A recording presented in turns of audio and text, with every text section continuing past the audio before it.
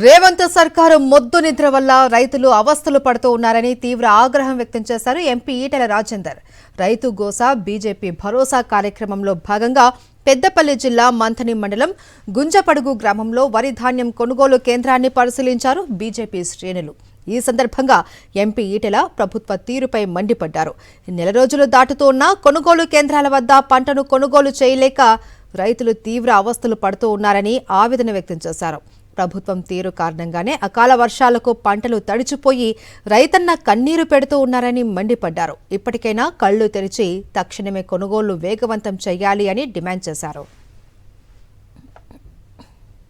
ప్రభుత్వం మొద్దు నిద్రపోయింది. ఏప్రిల్ ఫస్ట్ వీక్ నుంచే పంట మొదలవుతుంది. కానీ 25-30 రోజుల పాటు పంటను కొనకపోవడం వల్ల మొత్తం ఐకేపీ సెంటర్లలో, పిఏసిసి సెంటర్లలో, మార్కెట్ సెంటర్లలో మొత్తం ధాన్యం అంతా కూడా పైలప్ అయిపోయి 30 రోజులు అవుతున్నా 40 రోజులు అవుతున్నా సంచులు రాలేదు, అమాలీలు లేరు, కాంటాలు లేవు, దాన్ని క్లీన్ చేసేటువంటి మిషన్లు లేవు. చివరికి అన్ని వచ్చినా కూడా ట్రాన్స్పోర్ట్ లేదు.